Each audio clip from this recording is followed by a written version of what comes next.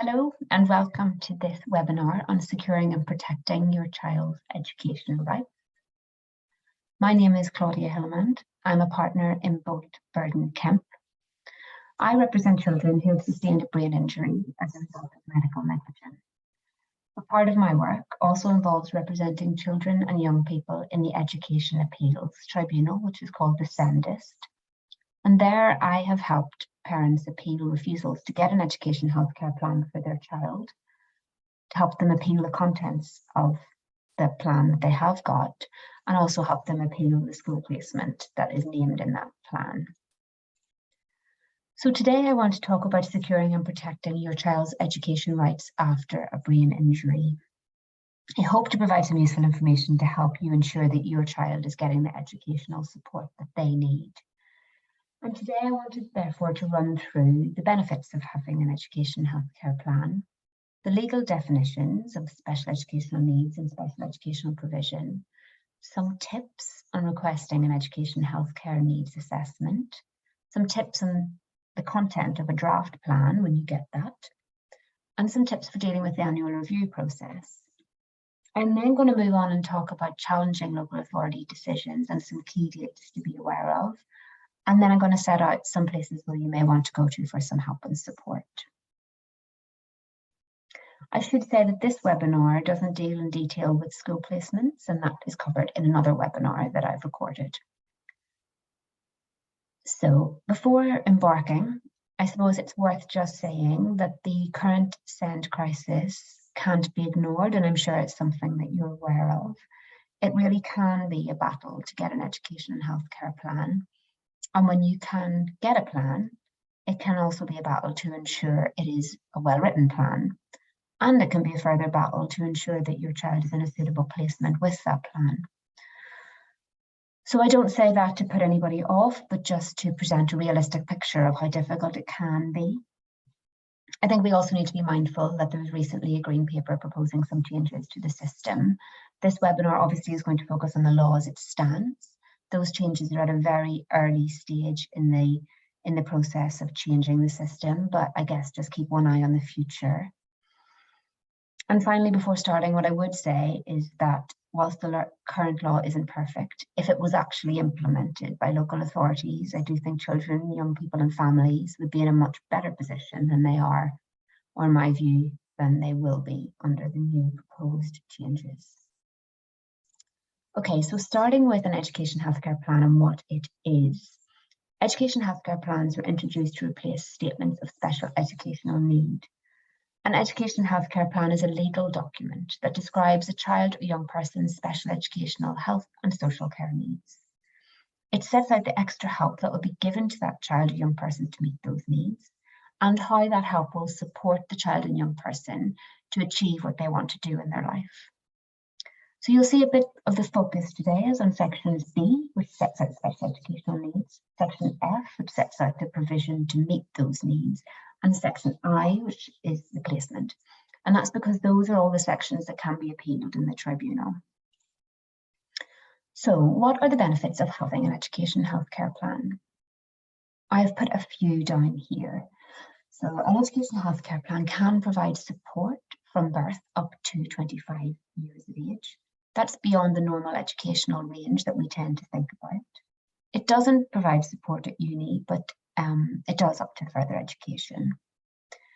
Special schools or specialist provision within mainstream school are very unlikely to be accessed unless your child has an education healthcare plan.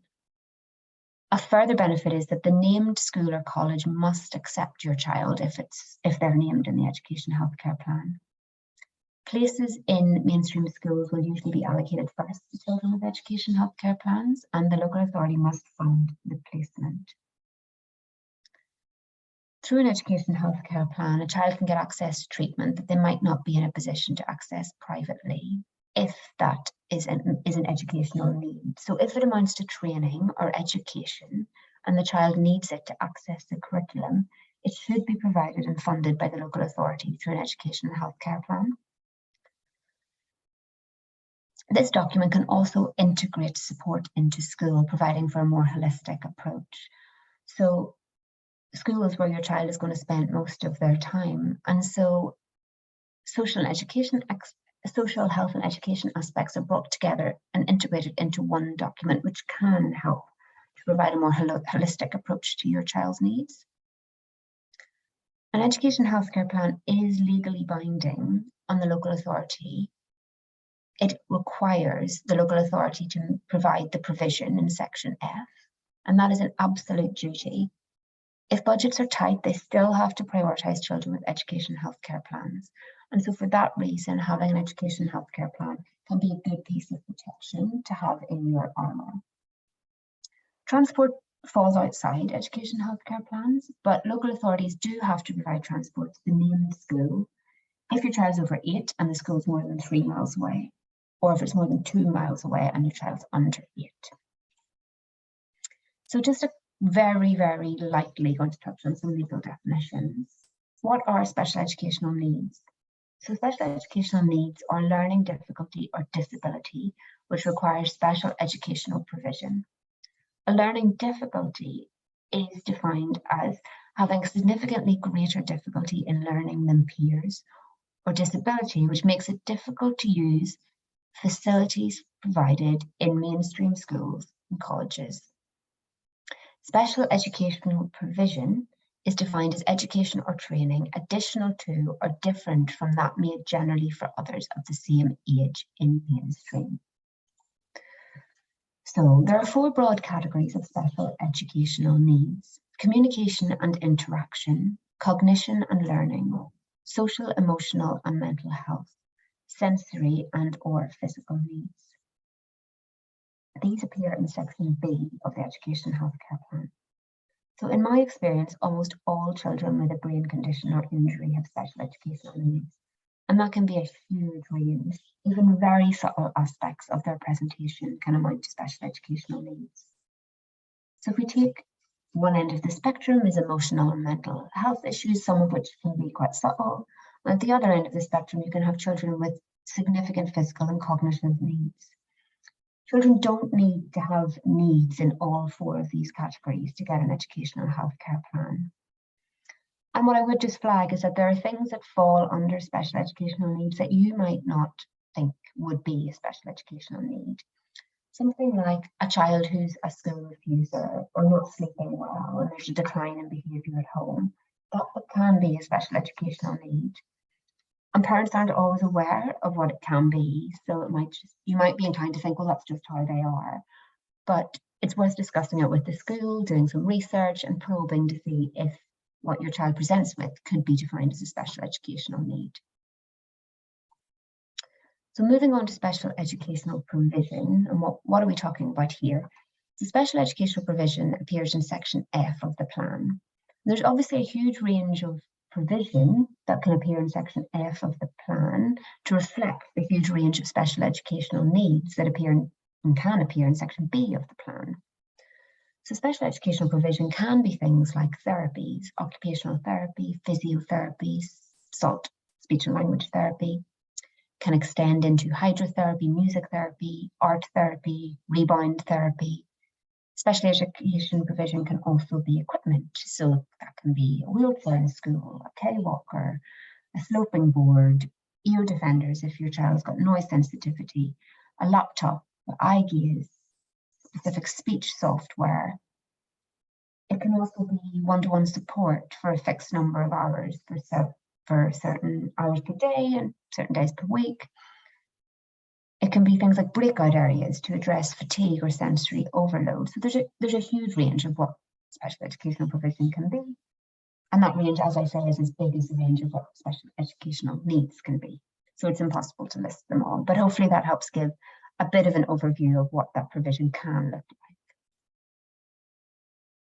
So if you think your child needs extra support in school and that they have special educational needs, what do you do? So first off, I would say to set up a meeting with the SENCO, get the school's thoughts, share what you have in terms of documentation, share reports, be they medical reports, therapy report, any specialist reports that you have. Discuss with the school if they feel that they can meet your child's needs through their existing budget. it might be appropriate to ask the school to start an individual education plan, and that is a way of keeping your child's progress under review. So you identify what the child is struggling with, you set some short-term goals, you put in place some extra support within the school, and if they don't meet those goals or make progress within the timeframes allocated, you can then go on to request an educational healthcare plan. I would say that this step may not be necessary if your child's needs are quite obvious, and it is case specific, but as a general rule, in my experience, when there's a acquired brain injury, it's appropriate just to press on with requesting an education and health care plan as soon as possible. But as I say, it will be case specific. So if you get to the point where it is appropriate to request an educational healthcare needs assessment, it's important to be aware of the test. So the test is, does or might the child have special educational needs? Might they need special educational provision through a plan? And if the answer to that is yes, then the local authority must carry out an education healthcare needs assessment. So do the schools support it? And you should have had this conversation with the school by now. If yes, they need to write to the local authority SEND team or director. If they don't, you can write to them, but it is preferable to have the school support with these sorts of things. So whoever it is writes to the local authority SEND team or the director, and that needs to contain quite a lot of information, preferably. So I would say you need to list the difficulties that your child has. Attach all relevant information. That might be school reports, therapy reports, expert reports. Maybe you have a diary. Maybe you have video footage of behavioural issues. You probably need to include details of medical history where appropriate. Did your child meet their developmental milestones? What's the family situation? What led to your child having an acquired brain injury? It may be appropriate to set out a before and after picture, so details of their personality, social behaviour, personal development, their independence, their academic ability, their interests, both before and how that has been affected post-injury. If there are difficulties at home and at school, you should set that out. Why do they need extra support? What do you think the consequences will be if they don't get that extra support?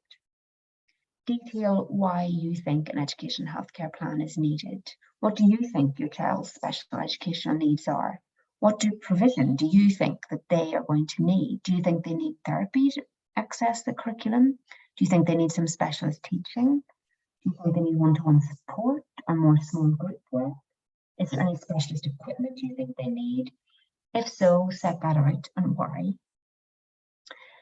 If you're in a position to fund getting some private reports to support this application, I mean, that's great if you can.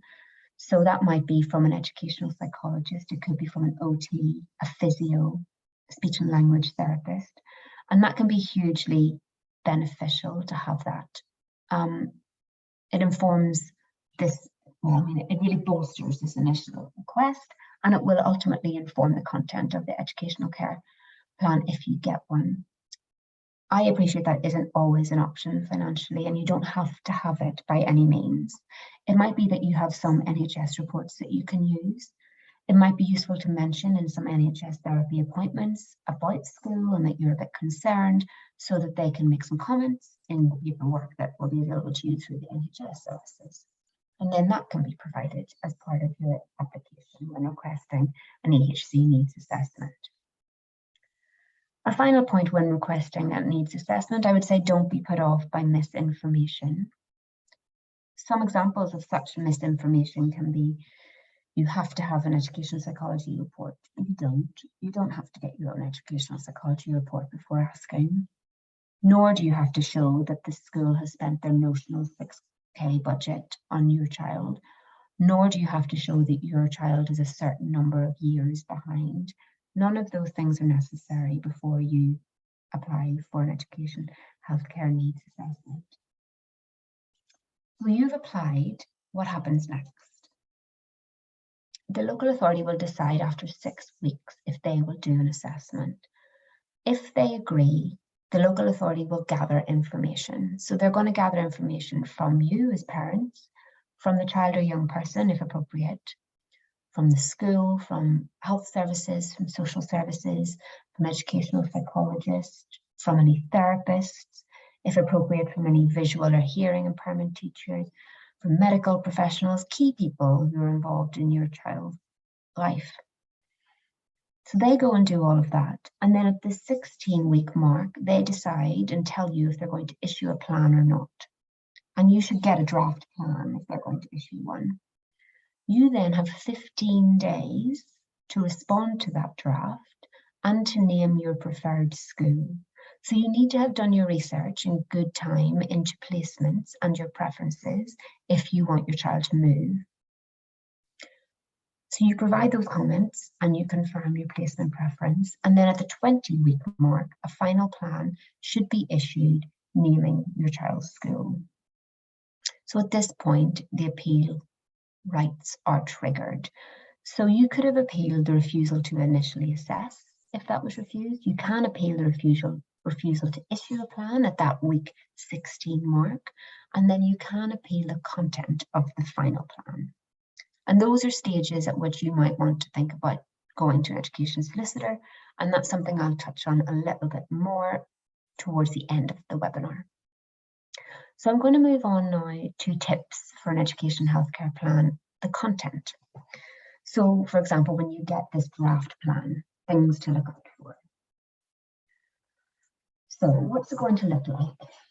It's going to have all of these sections from A to K. It can be quite a long document. In fact, I would say it should be quite a long document. Section A sets out the views, interests, and aspirations of you and your child. Section B sets out special educational needs. C sets out health needs related to special educational needs. D sets out social care needs related to special educational needs. E sets out outcomes and how the extra help will benefit your child. Section F sets out special educational provision. G sets out health provision. H sets out social care provision. I is the placement. J is personal budget. Now, I'll describe what that is a little bit later on. K is advice and information, and that's basically a list of all the information that was gathered during the education needs assessment that's gone into creating this plan. I would say can be hugely helpful to get an education consultant or solicitor to look at a draft plan, but I just know that isn't always an option for families. So some charities can assist, and I'll mention them later. But I've highlighted the ones that you really need to focus on, and those are in red, so B, F, and I, because as I mentioned at the beginning of the webinar, those are the sections that trigger an appeal to the SENDist. Okay, so what do you want to look out for when you get this draft education healthcare plan? You want to look out for things like the local authority trying to move education provision into health. So that's things like occupational therapy, physiotherapy, speech and language therapy, equipment, hydrotherapy. Remember in your mind, if it's necessary to access the curriculum, it must be in education in section F, and the local authority must provide it. Moving things into health, section G, means that the NHS provide it. And that means the local authority no longer have a duty to. And that causes problems with enforcing what is in the plan. So sometimes I see things in section F that really belong in section, I see things in section G that really belong in section F. The other thing to look out for is a lack of specificity. So access to hydrotherapy, for example. You want to see a number of sessions, you want to see how long each one is and how often they take place. Each provision should be really specific. It should be, but it often isn't. And you want it to be because you want to be able to pin down the local authority if they're not providing it. So for example, if your plan says access to hydrotherapy and your child's had one 30-minute session in 3 months, they've accessed it. So there's very few places you can go with that if you feel they're not getting enough. The other thing to be aware of is school holidays, that education healthcare plans can extend to after school provision and social school holidays, particularly if your child tends to regress during the school holidays when they cease having this provision, in those cases, there can be an argument that there should be cover during the school holidays. Training is education. So for many children with complex needs and acquired brain injuries, they will need training in their lives. For example, learning independence skills. It could be training on AAC, on equipment, on powered wheelchairs. It can be training for staff. So you might not think it traditionally falls under education or training, but if it is needed for your child to access the curriculum, it should appear in section F of the plan. Okay, moving on, you have the plan. How is it reviewed? So this is the annual review process. Once you have the plan, it's unlikely it's going to remain the same over time. It's an evolving document that should grow and develop with your child. The first review of the plan must be held within 12 months of the plan being finalised, and then within 12 months of the previous review. The annual review is a formal process. The local authority should gather updating evidence before the annual review meeting and circulate it. At the annual review meeting, you should have parents, you should have schools, you should have key individuals there to discuss the education healthcare plan. Then after the meeting, the local authority goes off and reviews the plan, and they must notify the parent of the child or young person of their decision to amend that plan within 4 weeks of the meeting. I would recommend that you be prepared for this meeting. Don't leave it up to the local authority to make lots of investigations as to how adequate the plan is now. If there have been big changes in your child's needs and presentation, these need to be evidenced and the plan needs to be revisited. Again, private reports can be really helpful, or getting letters from treating people who see your child. Again, keeping a diary, talk to the school about any struggles they might be having, what are their views, how are things at home, is video footage appropriate of any behavioural issues at home? Again, our diary is going to be helpful. Show and evidence any changes or new needs that are presented in the last review of the plan. I would also add that the annual review is particularly important before times of transition. So in the years before transition to primary school, in the years before transition into secondary school, and in the years just before leaving secondary school. And I touch more on this in my webinar on school placements. But just for now, I would flag it's a really crucial time of planning for your child's future. The EHCP is going to be the document that should be encapsulating your child's needs. And that is so important that it's accurate before they move on to their next placement. And it's so important it's accurate to inform what their next placement is. If something changes, you don't have to wait until the annual review. You can ask for an earlier review at any time, as long as you have a good reason. And a good reason can be your child's needs have changed, they're no longer accurately described in the plan, or the provision in the plan is no longer meeting the child or young person's needs.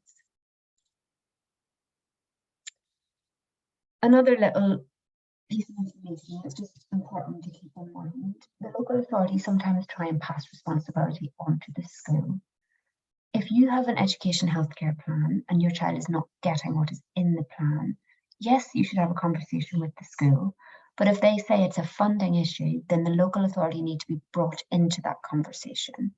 Because as we've discussed, if it's in section B or if it's in section F of the plan, it is the local authority's responsibility to deliver that provision. It's not the schools, it's the local authorities. Okay, so where have we got to so far?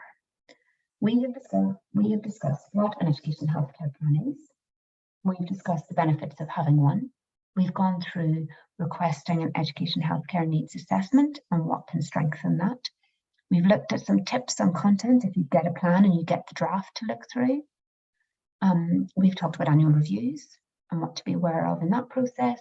And so next I want to go on to talking about appealing decisions in the tribunal, because at various points in the journey that we've just run through, it can be necessary to challenge the local authority. So what can you appeal? You can appeal a refusal to carry out a needs assessment a refusal to issue a plan following an assessment, a refusal to reassess needs, a refusal to amend a plan following an annual review or a reassessment, a refusal to maintain the plan, and you can appeal the final version of the plan, sections B, F, and I. Sections B, F, and I can be appealed individually or together. I find it's usually together, but not always. Sometimes it's just the placement that is appealed. The tribunal can only make recommendations about health and social care. So those are sections C, D, G, and H. And there is an expectation that they will be followed, but they are just recommendations. So under the current Act, mediation must be considered before most types of cases can be brought to the tribunal. If you don't want to do mediation, you still need to get a certificate to confirm that you received the information about mediation, but that you decided not to pursue it. You don't need a mediation certificate where the appeal is against the school or institution named in the plan. Think carefully about the chance of mediation succeeding. It'll very much depend on what the issues are between you and the local authority. Often,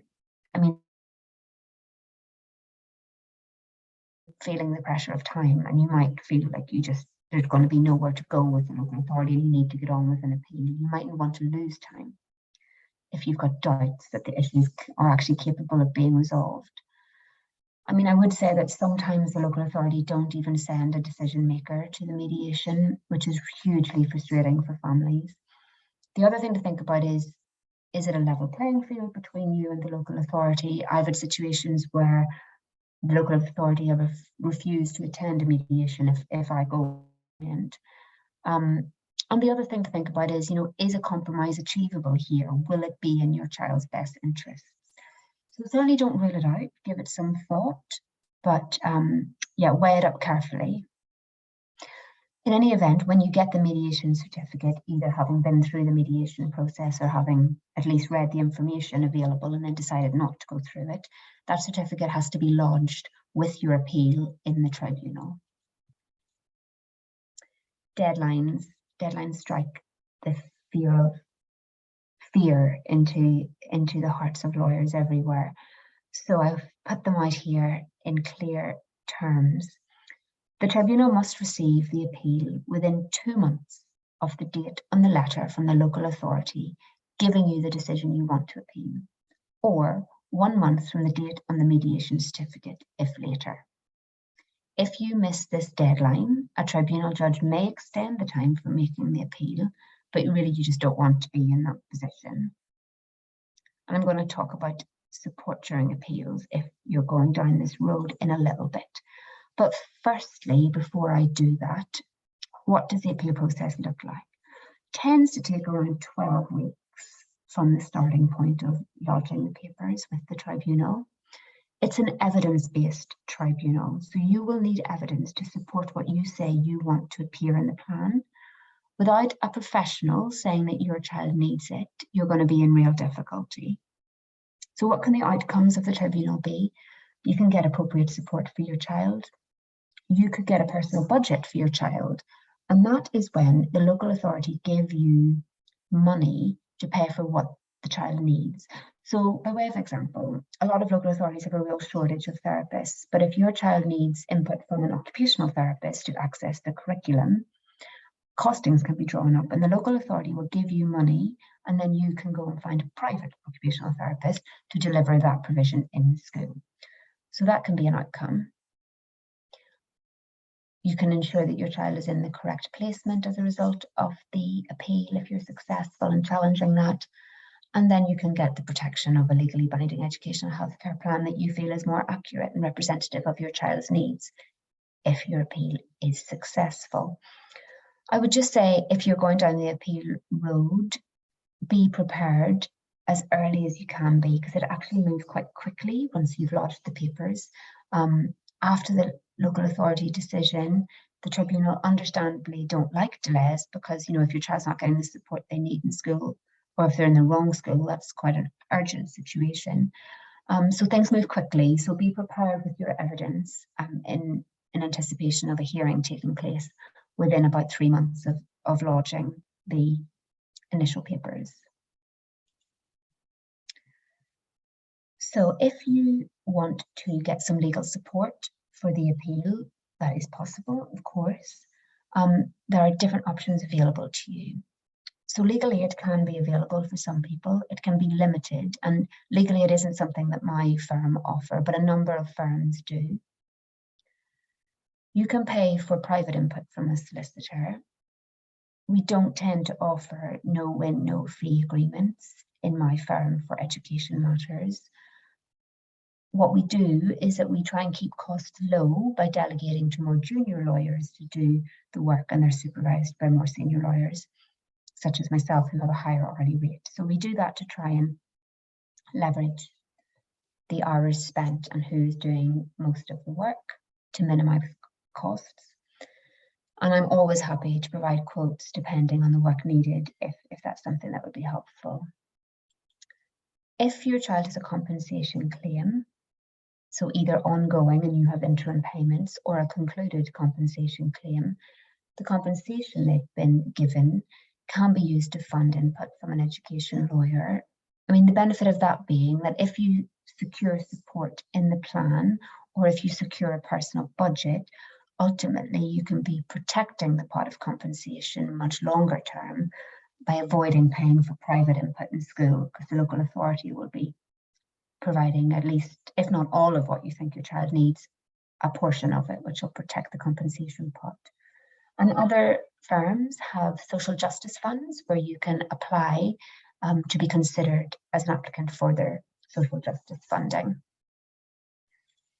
So there are also people outside law firms who can help you. I've put up a link to the Bolt Burden Kemp website, and we have a number of resources on our website. Some other charities that can assist are EHCP and Contact, and they're just two. There are a number of charities who can offer help. EHCP have model letters which deal with different issues in the various stages of getting an appeal, which you can adapt to the needs of your child. They also have advice telephone lines. Brain injury charities, or charities linked to specific issues that your child may present with, can also offer SEND support. If it's possible and you can't afford to pay privately for a lawyer, and you can't secure funding otherwise to get a solicitor, but you can afford some limited input, I would recommend going to an education consultant. They can review the draft plan. They can help you with the initial request for an educational needs assessment. They have lower hourly rates generally than lawyers, and they tend to have really good experience of dealing with local authorities and all the steps taken up to an appeal, getting the plan into really good shape. They've got good experience with that, generally speaking. So I would say to reach out to education consultants for some initial support and guidance. If you're appealing, I mean, ideally you'll have legal representation, but I would say it's by no means impossible without legal representation. A lot of parents do it on their own. I mean, some charities actually assist with legal representation, so it's always worth exploring that avenue. But if that's not possible and you can't get an education consultant or a solicitor to assist, do contact charities, but also be reassured that the tribunal will do their best to make the process for those without legal representation as accessible as possible. And I suppose on that note, a final remark would be really like, don't be afraid to push local authorities. I mean, they are strapped now, probably more so than ever, but that's not your problem. The law is very clear on the obligations that they have to meet, and too often local authorities are not meeting those obligations, and they need to be held accountable, and your child needs a remedy if they're not getting the support they need in school, which is always going to be your priority, quite rightly.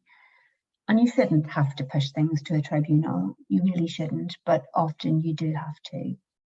And if you get to that point, reassuringly, the appeal statistics are very encouraging and show that most challenges are successful. And it can feel like a really long and frustrating journey, and I feel like this brings us back to my initial point at the beginning. At times you'll feel like you want to give up, but I would encourage you to keep the pressure on, because if you're successful, it can really make a huge difference to the support that your child gets in school in the short term, but also in the long term once they have a plan. So do persevere, do draw on all the resources available to you if you are not satisfied that your child's rights are being protected.